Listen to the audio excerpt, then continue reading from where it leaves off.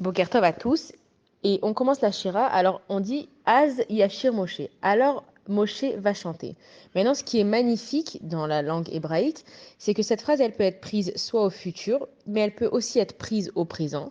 Et qu'on voit qu'à la fin de ce chant de la Shira, on peut aussi prendre la phrase au présent et on peut aussi la prendre au futur. Ça veut dire qu'en fait, quand Moshe Rabbeinu il a chanté cette chanson avec les Béné Israël, c'est au moment où il a vu tous les miracles que Hachem il a fait pour eux, et donc il a eu envie de louer Akadosh Baruch Hu. Et on dit que nous, dans des temps futurs, Bezrat Hachem, quand le Mashiach viendra, on chantera aussi cette Shira, parce que quand on verra tous les miracles que Akadosh Baruch Hu il a fait, parce qu'on sait que tous les miracles que Dieu il a fait en Égypte, que ce soit le sang, la grêle, etc., on sait qu'Hachem il a gardé une partie pour le jour où la délivrance, où le Mashiach il viendra.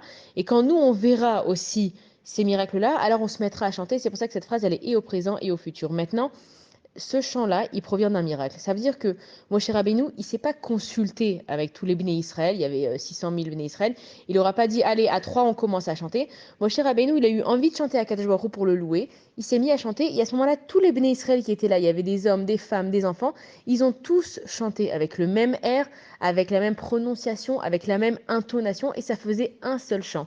Et c'est un miracle, parce qu'il n'y avait pas de haut-parleur, il n'y avait pas de téléphone pour savoir si on était synchro, à quelle heure on allait commencer, et c'est qu'en fait, toutes les Neshamot des Bnei Israël, elles se sont réunies en une, et c'était comme une seule personne qui chantait. Et on dit que Myriam Hanevi, la sœur de Moshe Rabbeinu, elle a pris de son côté des tambourins, et elle a commencé à chanter avant les hommes avec les femmes.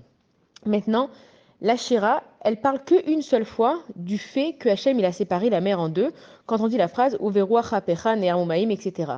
Et on peut se poser la question, mais en fait, nous, quand on nous parle de la sortie d'Égypte, la première chose qu'on se dit, c'est Hachem, il a séparé la mer en deux. Alors comment ça se fait que cette Shira, finalement, elle parle qu'une seule fois de ça, et que tout le reste de la Shira, il est concentré sur le fait que Akadosh Baruch Hu, il a refermé la mer et il a tué les Égyptiens. Et on nous explique que notre cerveau, il n'est pas fait pour voir des miracles. Ça veut dire que nous, on ne peut pas comprendre des choses surnaturelles. Quand Akadosh Baruch Hu, il a ouvert cette mer en deux, les Bnei Israël, ils n'avaient pas de mots pour décrire ça. Il n'y avait pas de mots, ils étaient bouche bée.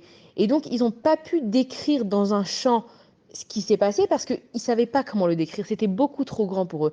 Par contre, quand Hachem il a fermé la mer, il a tué les Égyptiens, et que donc les choses elles sont revenues à la normale, que la mer elle était normale, alors là, ils ont pu décrire avec leurs mots ce qui s'était passé.